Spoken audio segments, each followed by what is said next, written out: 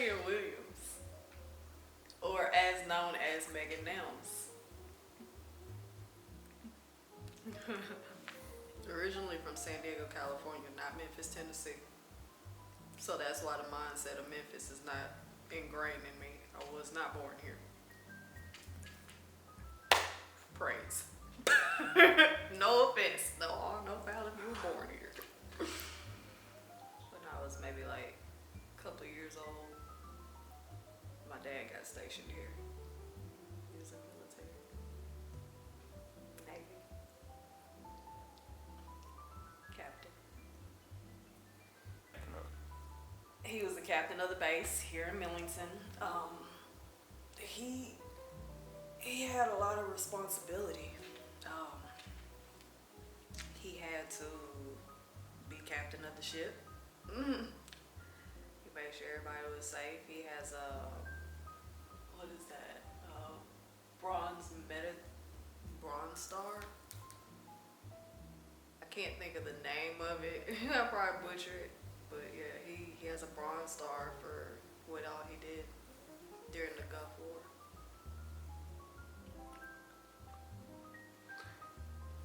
I was raised in Raleigh, in Memphis, Tennessee. Here, when we first moved to Raleigh, it wasn't really predominantly black at the time. It was fairly quiet at the time. But yeah, I grew up in Raleigh, like Northwood Hills.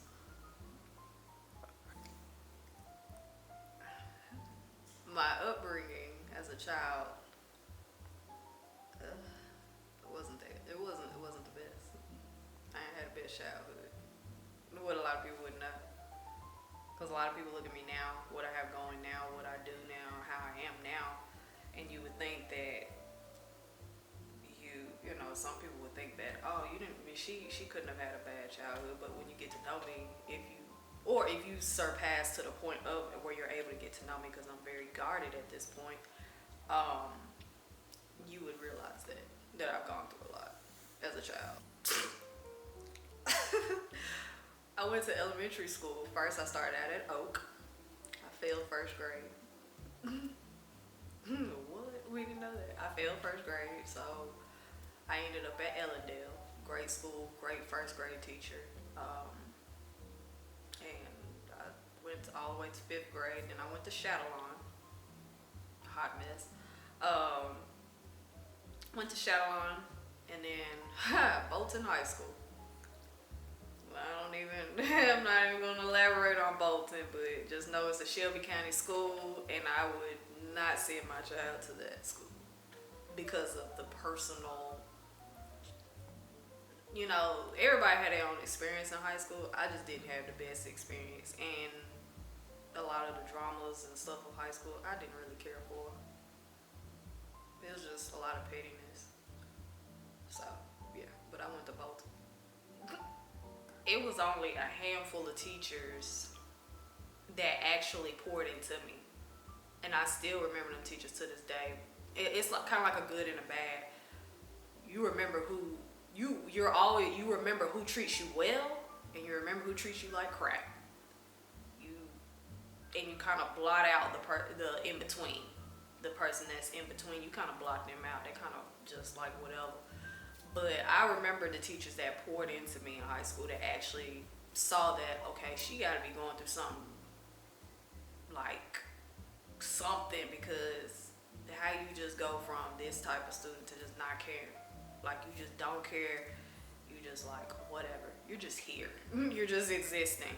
So those teachers that took the time to care, those are the ones I remember. But I remember the ones that spoke of me and said I wasn't going to do too much, you know. I wasn't going to be much of anything. I still remember that stuff. Those are the seeds that were planted in my head. And to me, no student should overhear someone in authority, somebody that's supposed to be pouring into them. You shouldn't overhear them talking about you like that. And those are one of the reasons why. And then hearing some of the stuff that still goes on in Shelby County schools, and then when Daniel, his kindergarten teacher, was from Shelby County, and we saw how she was versus when he got in first grade, the different teacher he had that was, and I'm not putting Bartlett on a pedestal, don't get me wrong, but you when I say Shelby County don't care, they do not care.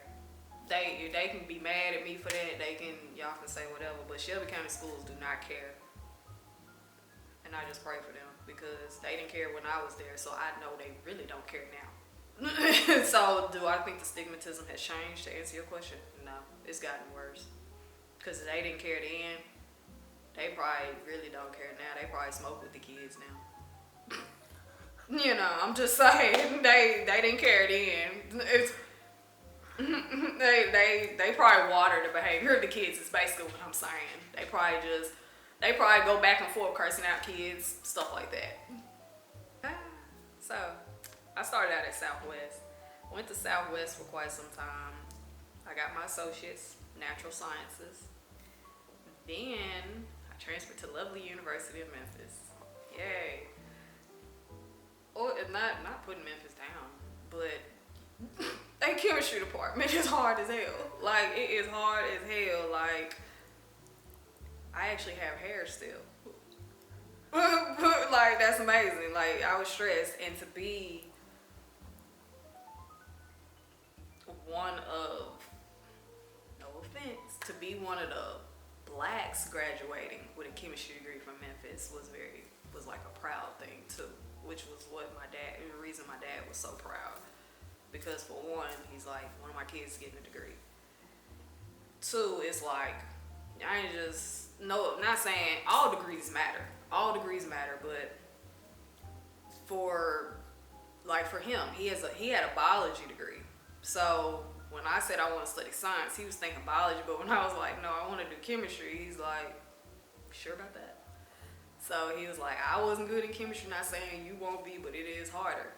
It is hard, but here I am.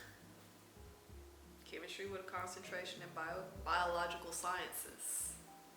Biochemistry. I always wanted to go to Memphis, but in high school, I kind of wanted to go to TSU because I knew my dad had gone to a black college. So I always wanted, so for a minute, it's like University of Memphis was always my go-to, like when they would have college day or whatever. I always wanted to go to Memphis. But my second choice was like TSU. I think I was considering MTSU, but I really was considering TSU because it was a black college and I knew my dad had went to a black college. So when he kind of explained to me like the black college today and age versus when he went to school, it was like, okay, so let me X out TSU. And he had already told me I wasn't going at the state because I was going to be moving with him and going to school. So I was like, okay, he ain't going to Nashville, so I'm here. University of Memphis was my first choice anyway, so.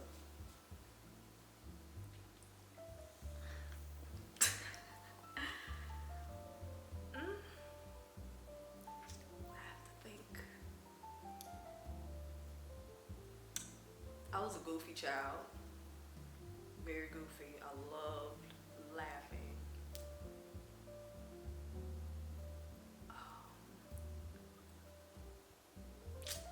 No, I had to have not the best childhood to sit here and have to seriously ponder.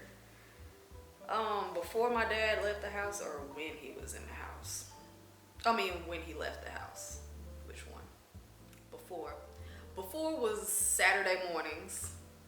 Because he was up before everybody. He literally, his day was done at 9 a.m. His day, like, 9 a.m., he's sitting in the front room. He'd be watching sports or the dusty westerns. And I'd get up, drag my blanket in there, sit. He'd feed me. Then sometimes he'll play music. I'll pick the albums or whatever. So that was the time I remember. It's hard to say the fondest moment after because the moments were just in that moment, and then later on, may it be hours, may it be less than a day later, it was something that came behind it. So it's kind of hard to pinpoint like a moment where it stayed my fondest moment, because some of my fondest moments was I didn't like school, but some of my fondest moments was going to school. See, Daniel has the environment where he don't want to go to school because he loves being here. Whereas with me, I didn't like school. Mainly, I think it was the people. It was kind of the people, to be honest. I'm not one of them people who, I don't mesh with everybody. It's like I see things that most people don't really pay attention to. I observe people, and the observance I get, I don't mesh with a lot of people because there's a lot of things I don't get into because I saw it at home. So it's like I didn't like school, but I would rather be at school type of situation. So my fondest moment was writing. That was one of my fondest moments because I do have a very vivid imagination. Like, I could just write stories. I used to write short stories with a lot of twisting plots. And if I was able to get a hold of those stories, they would be something. But yeah, I loved writing. That was my only outlet. That was my only place to be myself in an environment where myself was made not good enough. Put it like that. I mean, there was some moments that were okay in that moment, if you get what I mean. Like, it was moments that were like, okay, you know, maybe today is the day that you're gonna do a 180. But you are, and ultimately you just are who you are. You're not gonna change. Neither one of y'all are gonna change. What molded me into the person that I am today? It's quite a few things. I may don't come off like it, but I am a fairy tale princess. I have the heart of a fairy tale princess, but I have the demeanor of the beast. That's the best way I can put it. You're looking, it's Belle in here, but on the outside, if you get past the beast, you realize there's a Belle in there, there's an Ariel in there, there's a Tiara, there's a princess in there. But what molded me to learn to have the beast protect the princess is because of what I saw growing up in my family. Like, I had a very, there's no right way of putting it. I had a very like messed up childhood. Like, don't nobody want any type of abuse done to them. But emotional, mental abuse is just as bad as somebody hitting you. The only difference is like, if someone hits you, their bruise is gonna heal. But when you have emotional, mental abuse, you gotta fight that. Even as I got older, it's still thoughts and stuff that creep back in from childhood that, oh, maybe I'm not good enough, maybe this is not, kind of like when it comes to my writing. That's where that comes from, a lot of doubt. It's because of how I was made and brought up. So, a lot of the pain I experienced while having a lot of the hurt, I watched a lot of betrayal.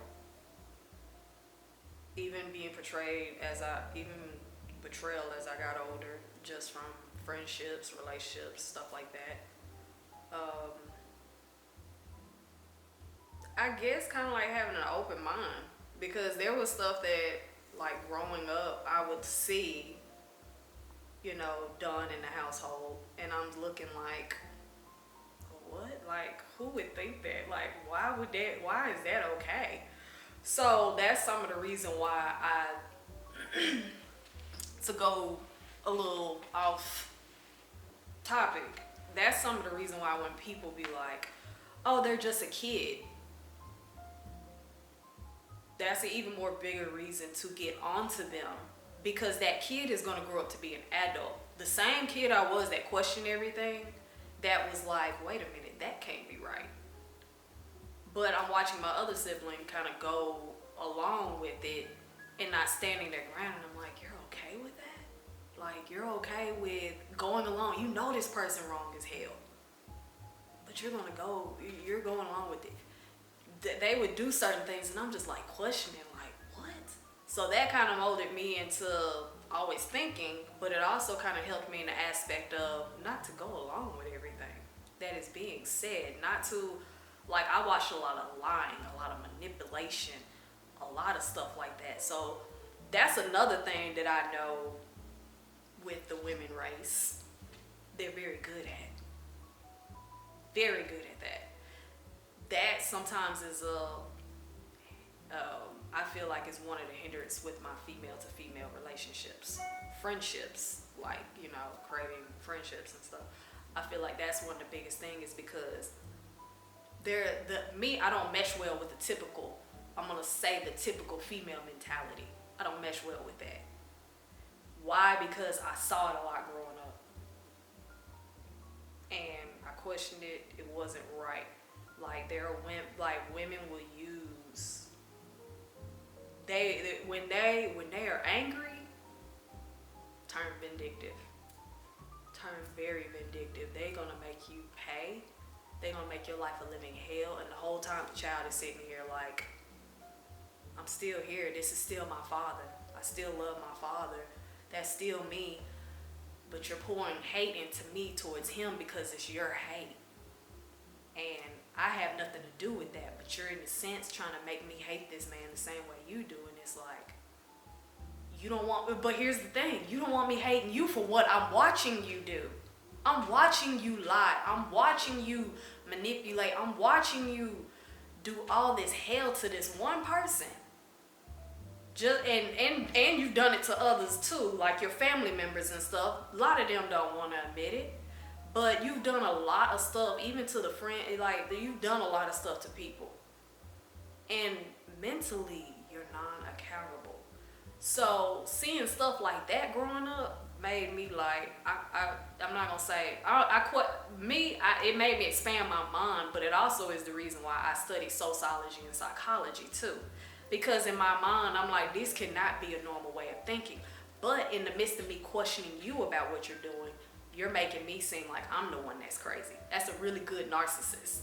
Narcissists will make you feel like you're crazy. They'll make you feel like crap. They would completely discredit you. So I'm watching this person just sit here and just, anytime you question them, you can tell when they don't like being questioned, because they gear off and all this stuff. Like, me just watching all this growing up is mainly the reason why I studied psychology and sociology as well. And I even used to do that early on. Like, the second my dad had bought me a computer at the house, and when we got internet, AOL, dial up. Second we got that, I was on there looking up stuff. I would look up animals. I would look up, like, just researching. I would look up mental health, all types of stuff. Because it's like, this can't be right. Like, what chemical imbalance happened for you to think like this? Like, you think it's okay for you to call the cops, for you to call your brother and lie and say this man was here, and the man was never even in the city. He wasn't even in the state at the time. So now we creating plots to have somebody, this is another reason why they, like you said, what molded me, this is another reason why I do not like being lied on, or people lying, period. Or just mainly being lied on. It's because I watched that situation escalate to where it could turn into a threat. You don't know what other people are thinking when you're spreading this lie and doing this stuff to this person. This person might be like, you know what, if they did this to you, I'm gonna kill them. You don't know what's going through the mind of the state of the person that you are telling this vindictive lie to, just because you want to make them look bad. So in the midst of you doing this for your sibling or whatever, that's another topic too, because people need to realize loyalty is not based on just because we're blood. I'm gonna water whatever you do, may it be right or wrong. No, if they're wrong, damn it, tell them they're wrong, because you're gonna create a monster that's gonna go out here against somebody, and then when they get killed, you're gonna end up just like what happened on that movie, A Divorce in Black. He trying to rob somebody, he get killed, and they up there thinking that the other person is wrong. What? You came in my house trying to steal. Yes, I'm gonna put you 6 feet under. Give it. But it's like you told this vindictive lie, which could have escalated to something more in the midst of what you told about my father. So I watched a lot of that, and that's ultimately what molded me into a lot of the things. And I do feel like maybe that was a hindrance into how well I developed female friendships, is because of that. I watched what females can do. I watched a lot of these traits that females can do.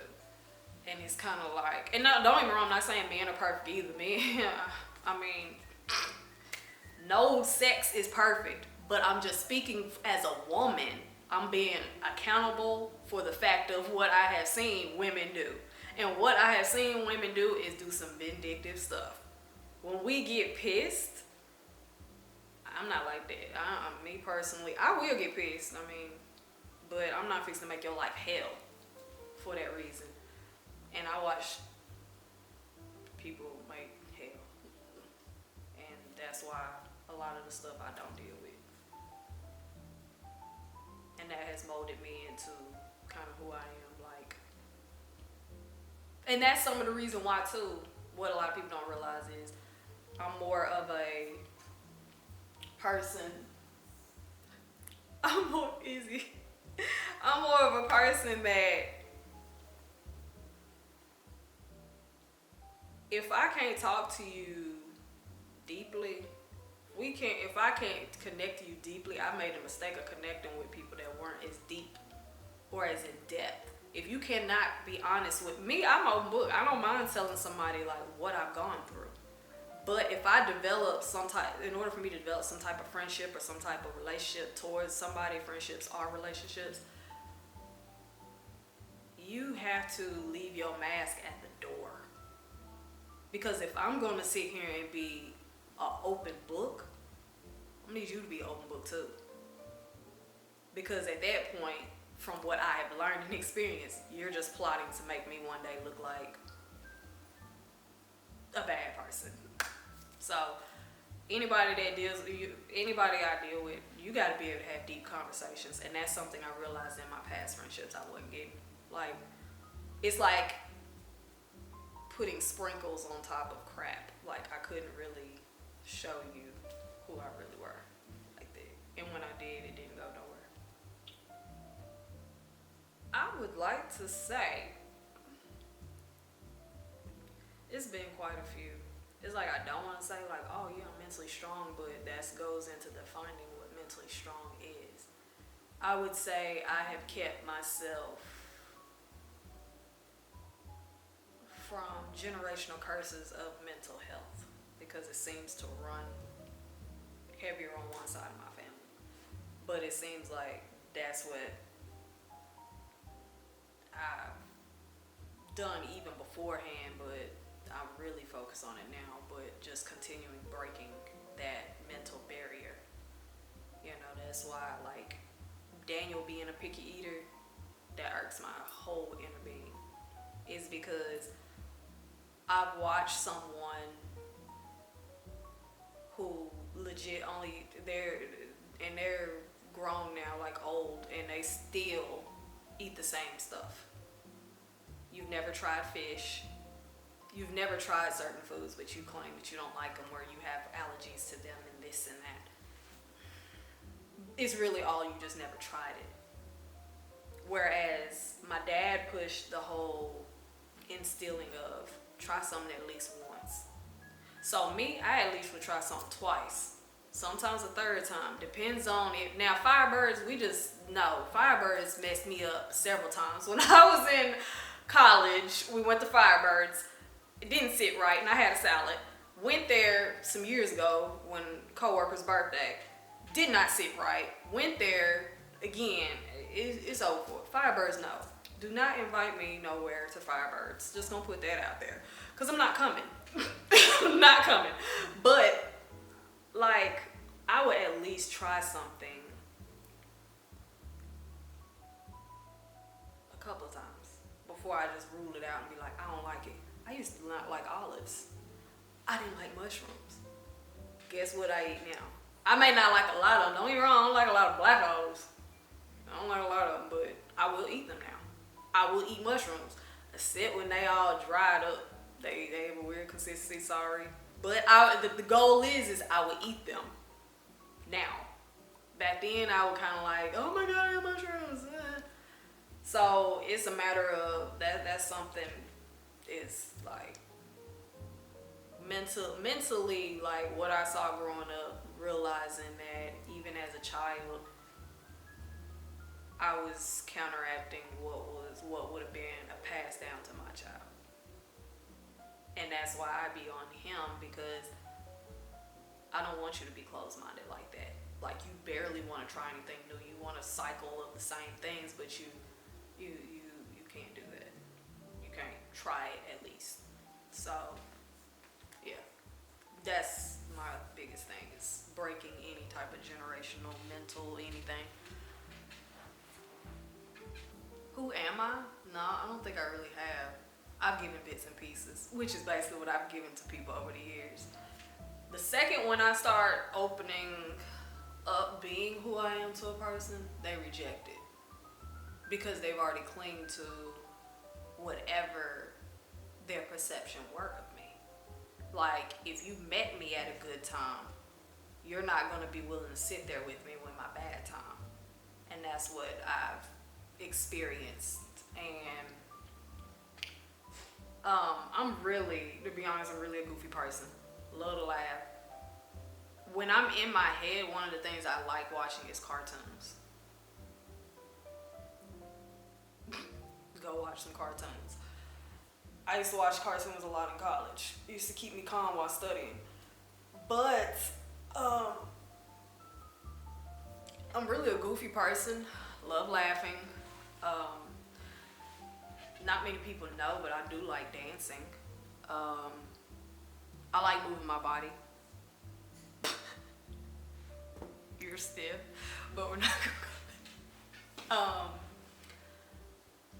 I love animals, whales, and reptiles in particular. Hence the bearded dragon in the back trying to swallow her cucumber.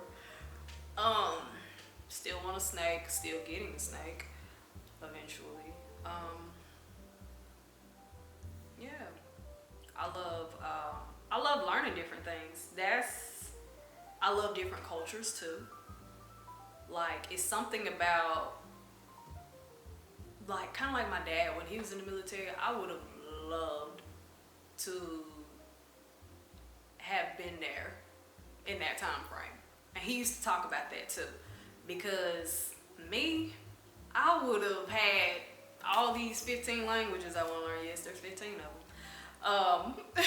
I would have loved just being in that culture and learning it from them and seeing those different cultures. I would have loved it. So, yeah, I love different cultures. I love anything that opens my mind to something new, because I get how people can be content with something, but I don't get how you could just stay content unhappily if your contentment is making you unhappy. So, me personally, I love learning. I do love people. Like, I love, because it's always something you can learn from a person, may it be good or bad. So, you know, like, it's always something you can learn. So it's always a matter of, don't discredit somebody just because, and also, like, don't discredit somebody just because of their disposition or whatever they got going on. Like, oh, I don't want to listen to him because he's homeless. That homeless person may give you a message that a rich man can't. So, like, you can't just discredit just because, oh, he's homeless, he smells like trash or whatever. You can't do that. Like, it's something, he might be telling you something real. Like, oh, he's just babbling, he's just talking. That homeless man might be telling you something. Like, just don't pay attention to the circumstance of a person, because I know I've ran across people like that. Still know some people like that. Like, they only want to credit people that they deem as worthy. But everybody is worthy. Everybody out here is worthy of teaching you something. It's just a matter of you willing to receive it. So I look at everything as, what am I being taught? What is the lesson? That's only after sometimes I beat myself up. After, situations transpire, I'll be like, why didn't I see it? Why didn't I pay attention to that? I should have saw that. I should have left then. I should have left them alone then. But ultimately, that's just how I am. And I don't like conflict. Some people would think that. I don't like conflict. I don't like a bunch of negativity. Some people would think that because I'm blunt. And because there's always a factor of, you have some people that it's cool if you're a positive person and you're optimistic. That is great. But you also got to accept that don't be so positive and optimistic to where you block out that there's a whole negative side and you completely go distraught when there's something bad. Like, you still got to keep and maintain a reality about things. And I think that's what some people that are overly optimistic and overly positive, they kind of don't deal with the bad well. And I'm the one who, even in a good moment, like, I'm still gonna realize, like, reality is, what is the repercussions of this good? You gotta be real about it. Like, you gotta be realistic. And that's really just kind of how I am. But I don't really, the biggest thing I can say, because of my demeanor, most people are like, you seem like, don't mess with me. Please don't. Like, if you know you're gonna bring some drama, you know your heart is not in the right place, you know you sneaky, you know you manipulative, yeah, don't come to me. That's what my demeanor is for. My demeanor is to protect me, because my demeanor is to protect the princess. So my exterior is the beast because he wants to keep that princess protected. Because the people I have given the princess to, they didn't deserve her. And that's what has made the beast go into beast mode and protect. But ultimately, I don't like conflict. But I am a conflict resolutionist. Because sometimes when people hear that you don't like conflict, they think you're going to be timid and back up from it. No, if you come to me with some conflict, we gonna resolve it. May it be you don't say nothing else to me, or I don't say nothing else to you, but we're able to come together in case we gotta work together or something of that nature. But other than that, I'm not a type person that's just timid about conflict. Because you have some people like that are like, oh, I just don't want to deal with this person. Nah, it ain't even like that. We're gonna resolve it.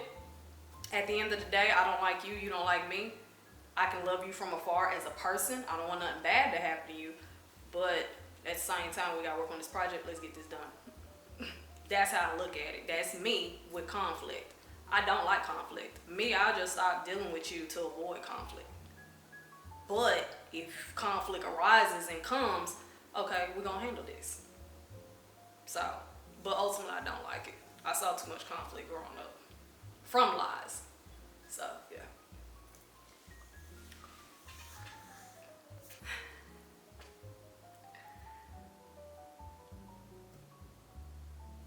My mindset might be all over the place to people because I love different things. Like,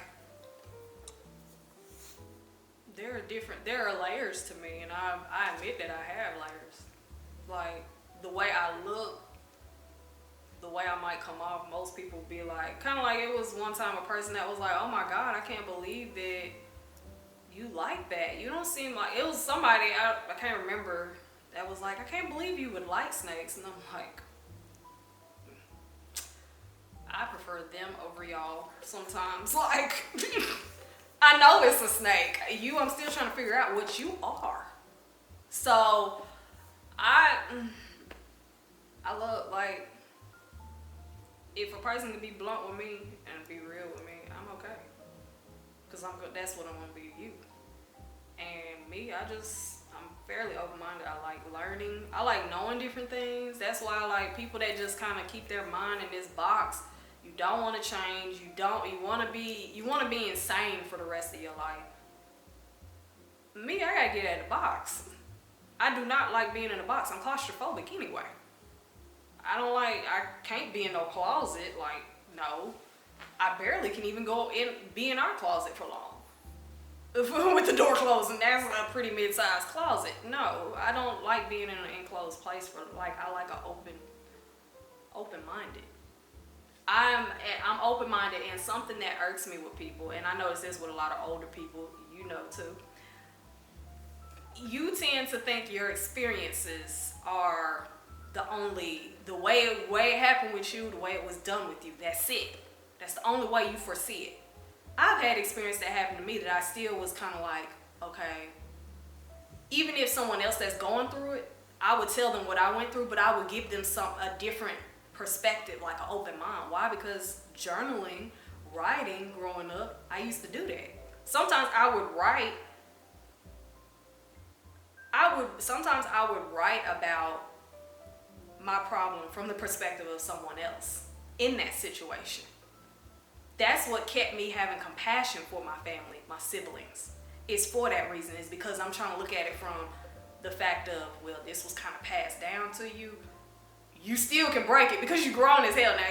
Y'all grown now. Like, you can break it, you can let it go, you can leave it alone. But you still want to hold on to it. You still want to hold on to that same way of thinking. And that's why you're still going through a full 360. And so that would be the biggest thing I would say, that I'm very open-minded. Whether or not I've gone through it or not, I'm still going to give you something different to go off of. Like, if a person come to me and talking about, oh, I went through this and that. I went through the same situation. Put yourself in their shoes. Why do you think they lied?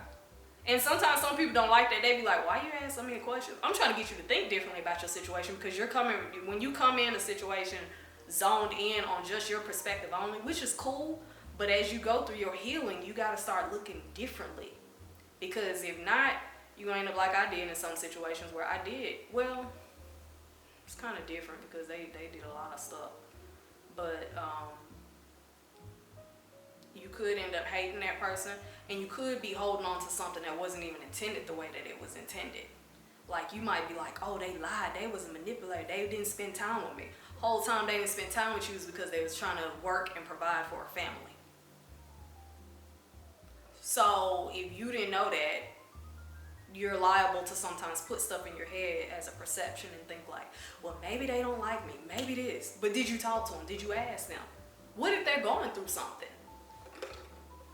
So usually that's the biggest thing with me, is have an open mind and continue to want to learn, because when you don't want to learn, that closes you off too. That makes you close off.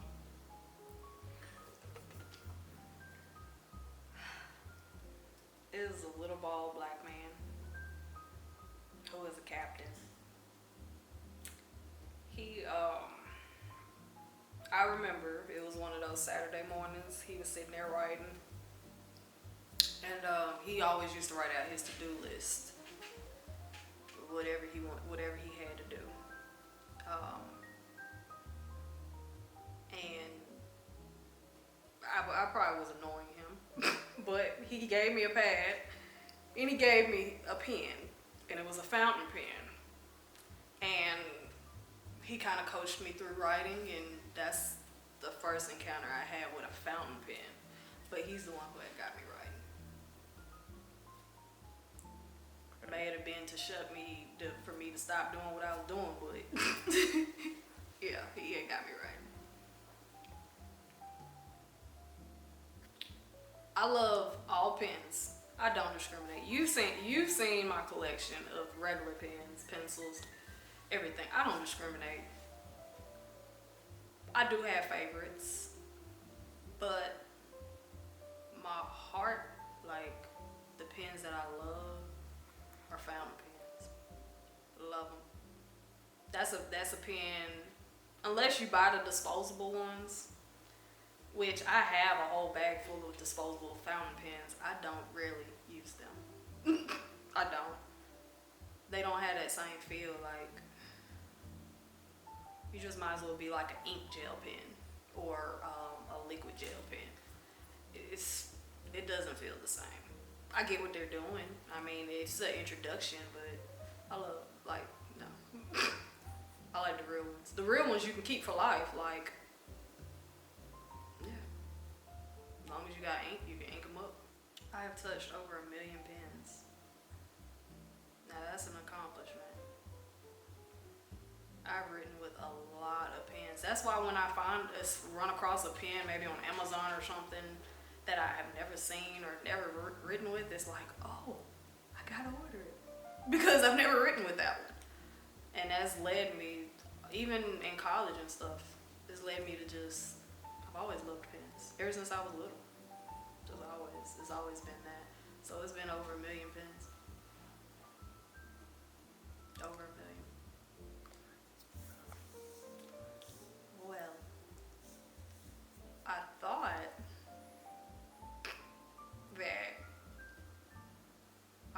that the medical field was going to maintain me. I just thought that, you know, like with my science degree, how much I love science and stuff like that, I thought that that would be something I'd want to do for the rest of my life, but it's not. Nope. And after COVID drove everyone just completely left in the medical field, I don't want to touch it. Not even I don't want to touch it.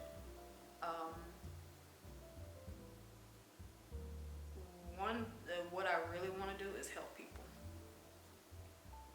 Like, I really want to help people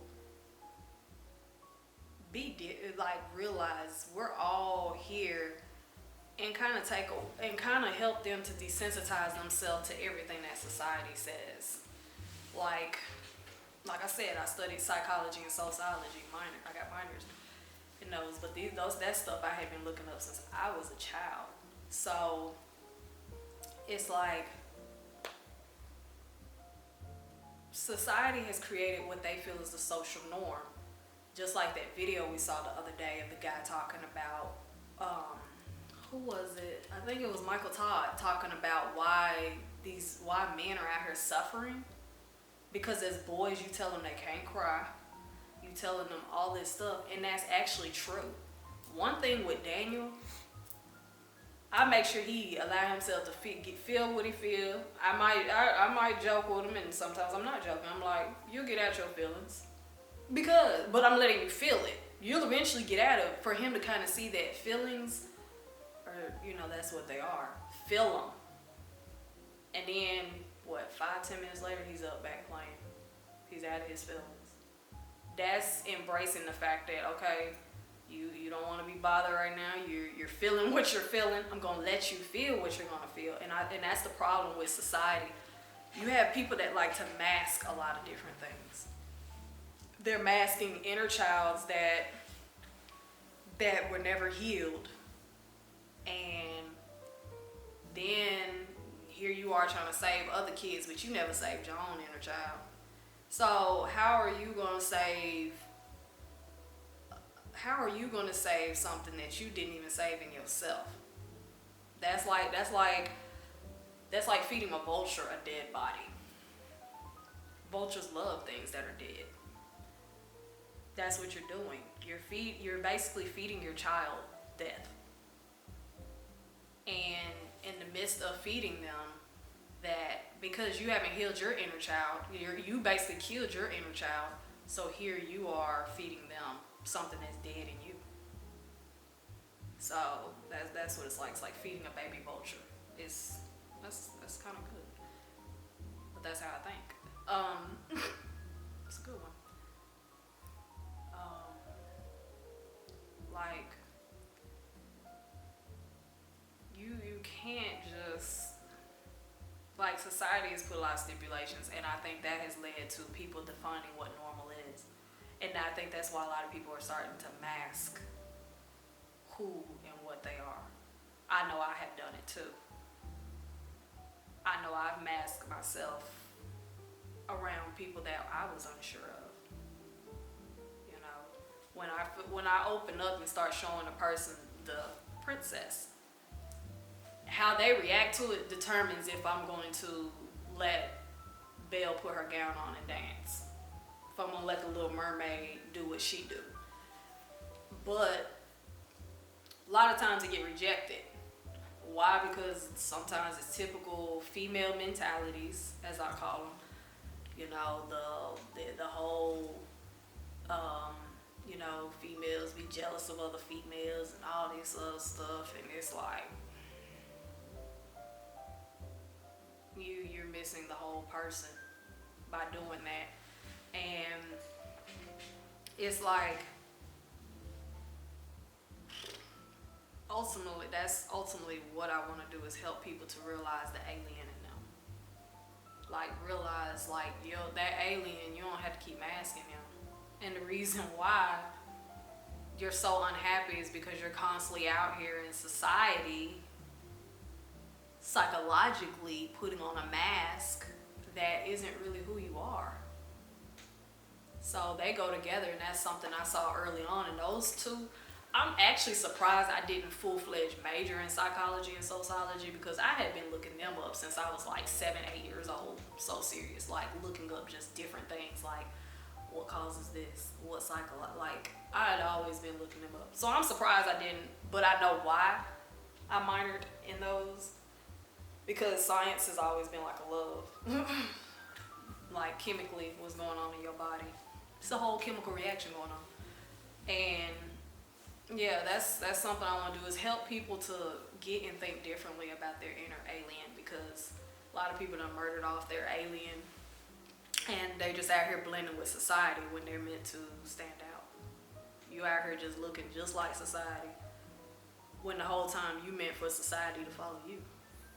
So why am I gonna sit here and just conform to, oh yeah, I'm okay with blending like everybody else? So it's like when I open up and show that princess that I'm not really the same, when I start showing my differences and that I don't, and I'm just gonna be honest, I don't think like a lot of females. There's probably a handful of females out here that's very open-minded. And if they are, send me a friend request. I'm waiting for you. It's most females out here, and I'm just being honest with my species. Most females out here have the typical female syndrome. As I stated before. He broke up with me, so I'm fixing to make his child hate him. I'm fixing to send him straight to hell. Wait, what? I was the pawn. So now so now you want me to help you water pawn tendencies into your child, when the pawn here understands what that child is feeling. I'm not that type of friend. I'm not fixing to help you water. So that's the thing is me, I want to help people to think differently, to kind of get outside themselves, like, and write more. Because I do feel like writing helped me a lot. Writing did help me mentally. And then on top of that, when people go to therapy, first thing they say is, well, do you keep a journal? What? So it clearly means something. So if you, I just feel like wholeheartedly that writing and helping people, those are my things. And if I can get people to kind of work through themselves and kind of realize their uniqueness is what God ultimately wanted them to do. And B, you're not meant to be out here looking like everybody else. You can put you next to you do photography, films, whatever. Putting you next to other photographers, even in that same group of you, the sameness, all of you are going to be unique. All of you are going to be different. Me, you can put me in a category with a bunch of writers and authors. We're all going to be different. One of us is going to like sci-fi. The other one's going to like poetry. I'm going to like some of everything because I'm just that individual. So I'm going to be supporting all y'all because I read everything, legit. There are some genres I don't read as much, but I read everything. So I'm going to be supportive to everybody, you know, but everybody can shine with similar talents in a different way. Ooh, had a lot of them, to be honest. I'm not one of the people who's gonna fake and be like, oh, I've been okay or whatever. I usually pretty much wear it on my. I usually pretty much am open with telling people, yeah, I've been depressed before. I've had dark thoughts. I've had suicidal thoughts before. I felt like I wasn't good enough and stuff like that. I haven't ever acted on suicide, but I've had dark thoughts before. Like when you're in an environment where it's being ingrained in you that you're nothing or that you're this and that or whatever, it makes you like, if I were to die, would it even matter? Type situation. So I've had moments like that with childhood. Some of my darkest moments were in childhood, and then when I lost my dad, I went through a spell of being what I thought was okay. And then COVID came, which was a blessing and a curse. I mean, I'm not gonna, COVID drove some people insane.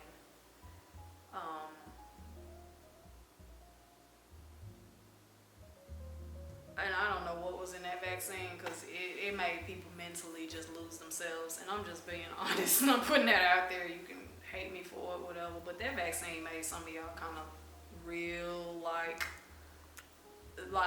suspect of stupidity. I can't be around you because you ain't got the vaccine.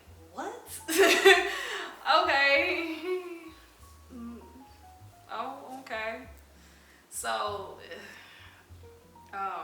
but COVID was the upside for me.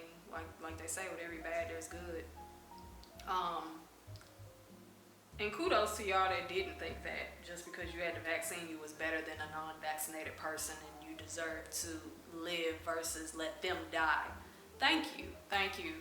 Just had to put kudos out there to the ones that thought that, because there's legit people out here, a lot of people who thought that. So to those that just kept it as, oh, it's just a personal preference, kudos to you. You saved your family. You saved a whole lot of desegregation between y'all, because it caused a lot of problems in families. But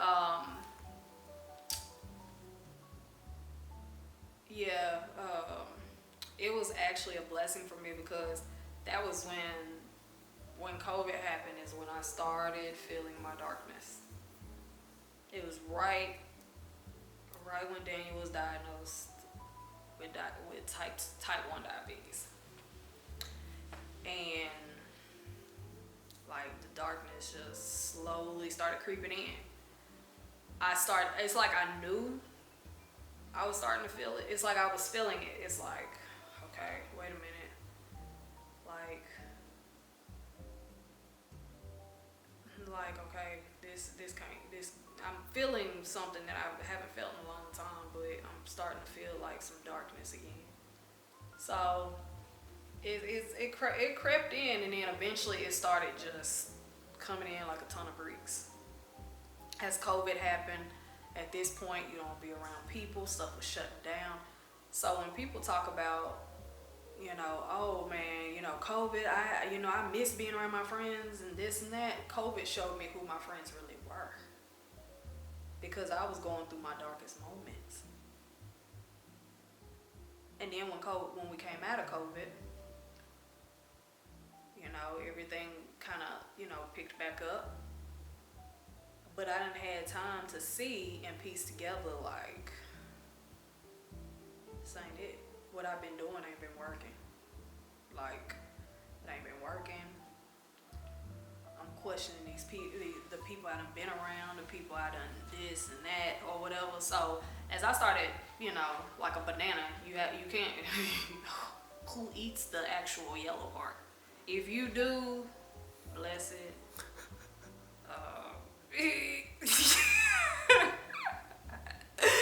If you do, bless it. But bless it. But it's kind of like a banana peel. You kind of peel off those layers to eat the part that you're supposed to eat. So I kind of had to go through, better yet, the best analogy and way of putting it is, I had to shed my skin. like a reptile, like Easy be doing when she grows. And you know, some people don't really like comparing themselves to a snake because of the stereotype of snakes are this and snakes are that. Well, reptiles got feelings too. It's a topic for another day. Cause I don't. Society again has put, you know, we've related this because the devil used the snake to talk through. So now the whole fear of snakes came about, and snakes being this, snakes being that. God created the snake. He created everything. So whatever he created isn't intended for bad. It's what are you trying to do with it? So the snake gets a punishment because Satan used it. Okay, let's punish that let's punish what God created versus the thing that Satan used. So let's just go straight to Satan. Forget that. I like snakes. They ain't done nothing to me. So I had to start shedding my skin. That was the ice maker.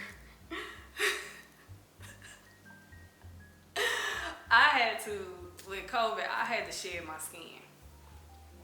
I had to shed off hurt. I had to go back and resuscitate the child that I had left for dead. I had to go back and resuscitate her to let her live. Why? Because I have a child that I don't want him to be dead.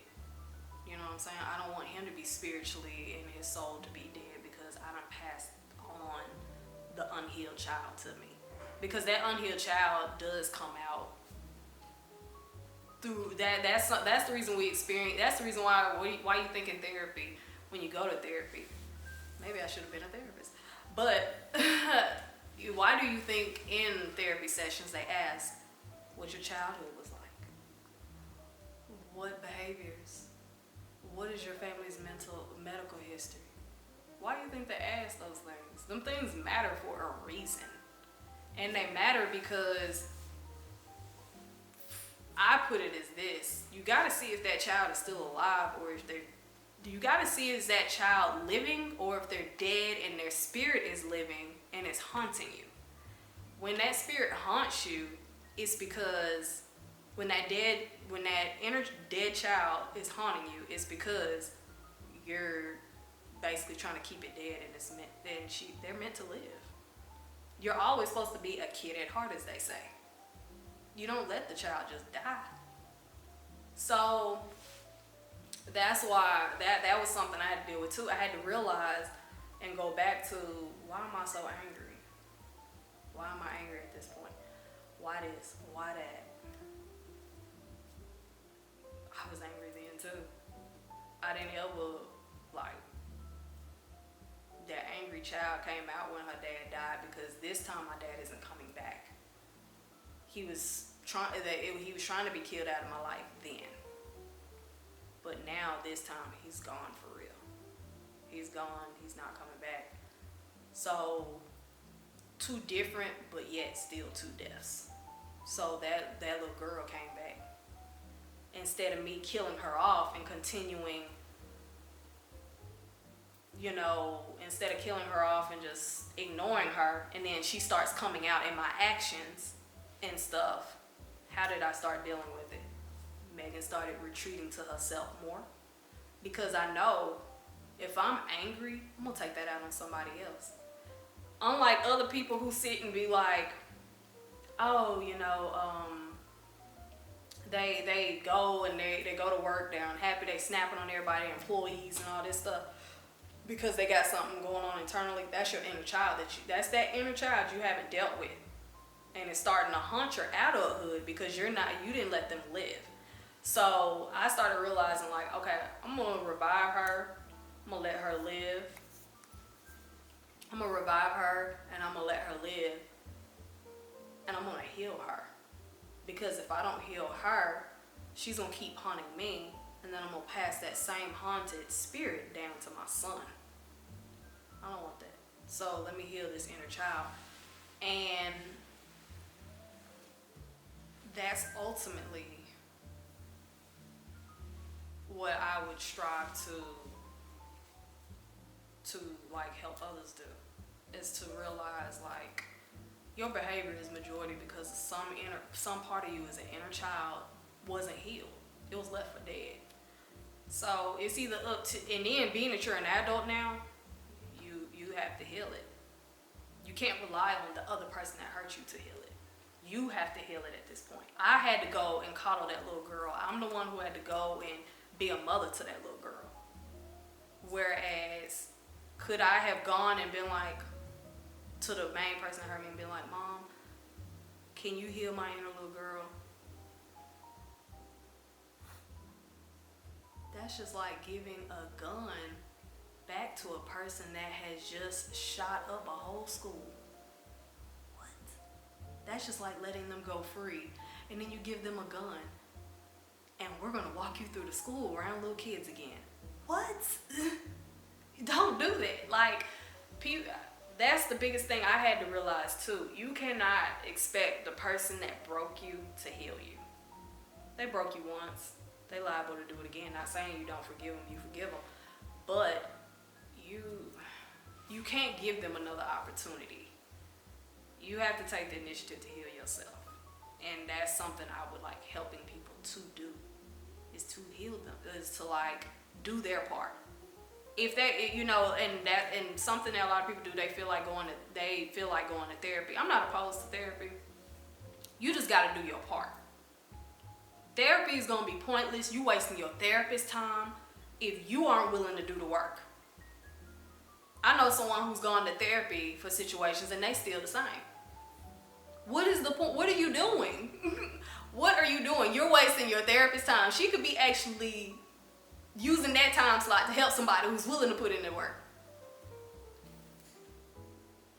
Like, yeah,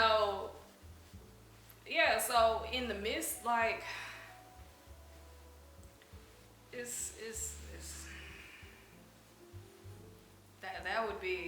that's ultimately like my goal, career, like something I love to do. And I would love to write. Love helping people write. Like, if writing helped me to realize when Megan was wrong, when Megan was accountable, when Megan needed this, when Megan needed that, it can help you too. Because if you go to therapy, they're going to tell you anyway, well, do you journal? So you might as well at that point just reach out to Megan, how can I start journaling? Okay, I got you. We're going to get you journaling. And when you get to journaling, don't be in there trying to wear your mask. Don't wear your mask through writing. That's a story. If you're trying to piece together you and get to a different way of thinking, you got to be raw with yourself. And that's just being honest. Like me, I've had to be raw with myself. I've had to sit and be like, Megan, you knew you was wrong when you did that. You knew you was wrong. I've called myself out on stuff. You have to be that type person to yourself in order to get to where you want to be and thinking different. But a lot of people is not really ready for that because a lot of people want to find justifications for what they're doing. Justifying, well, if she never would have done this, I never would have done that to her. What? Because you still did it. That didn't have to be your first reaction. Your first reaction could have been like me and just been like, to hell with you, I'm not going to say nothing else to you. That could have been your reaction too. So where is your accountability? Every situation has an accountability, like some type of accountability. And I just think a lot of people ain't ready for that. But for those who are, there's people out here that support that. So I would love to help people realize their inner alien.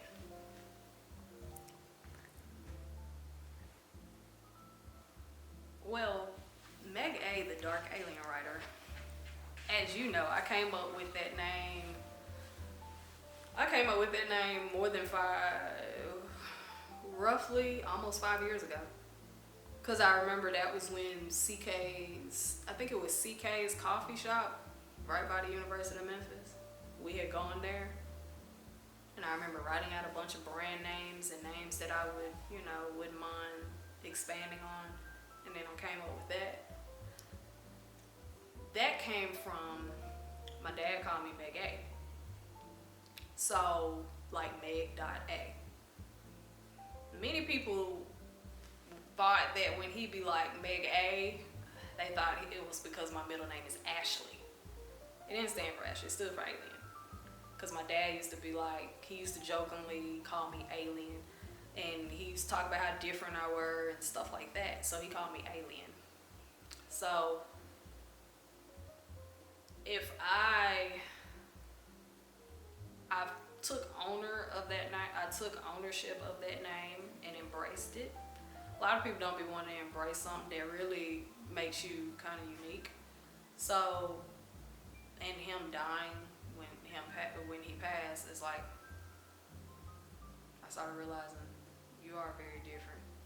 When I started realizing, when I was slowly coming out of, I call it grief because you could be very blinded to things when you're in grief. So I started, as I was slowly coming out and starting to look at my circle and look at those around me, I'm like, I feel like an alien to these people. I feel like I'm surrounded by people who's been around me for years and don't really know me. So that was when I started being okay with being called alien. Because that was really something he used to call me. Like my brother, they know he used to call me alien. So what brought on the dark alien, that's what brought on Meg.A., which really means Meg.A.Alien, the dark alien, right? But the dark part comes in because I've always had to write to get through my darkness. Some of my darkest moments, I've had to write. Couldn't really talk to nobody like that. The one person I could talk to, I couldn't talk to like that. And I would have to wait at the times of when he would be able to get me on the weekend or something to even be able to talk to him. And he used to always stress to me, if you can't talk to me, you can't get in touch with me, just write. That always stuck with me, just write. So I used to write stories, I used to write all kinds of things. I even wrote stories from the perspective of the two that I had the most problem with. I even wrote something to try to understand them. And that's ultimately what led me to trying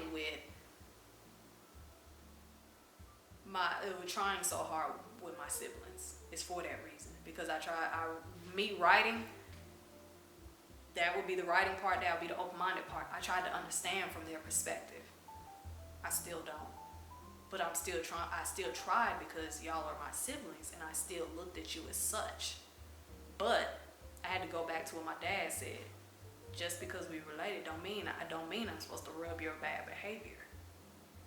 So as time has gone on, I gotten to be okay with, if I hear from y'all, I do. If I don't, I don't. Don't mean I don't love y'all. I do.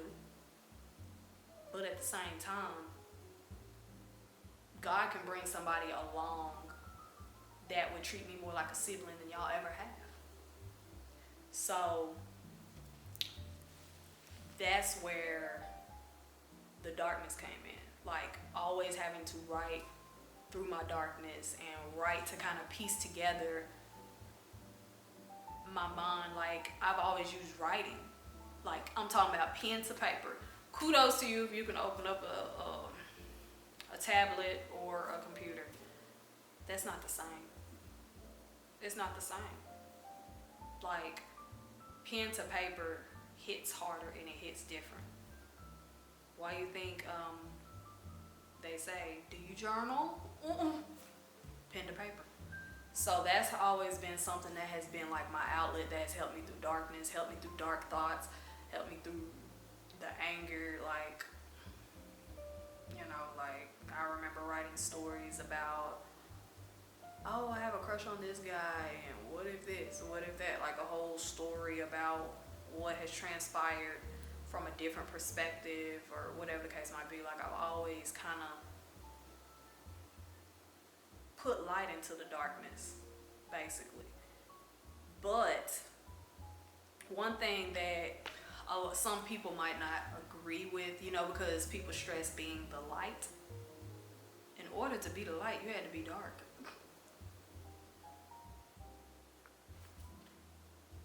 A light has to be in the room to show a shadow. A shadow forms because there's some type of light in the room. But that room can still be dark. So some people might be like, oh, I don't know if I want to be a part of something like a dark alien or something like that because it's all about darkness. That's fine. But if you live in a world where there's no darkness, that right there is just going to show that I'm a type of person that don't want to deal with my darkness. I don't want to feel my darkness. That's the whole purpose of it, because so many people have suppressed the darkness in them. I know I had. So society, you're not supposed to be depressed, you're not supposed to be dark, you're supposed to be this, you're supposed to be that. If you eliminate that, the biggest problem is people are not feeling what they're supposed to feel. May it be ugly, or may it be pretty, or may it be just plumb out crap with sprinkles. Stop putting sprinkles on crap. Stop. It's still gonna smell like crap. It's still crap. So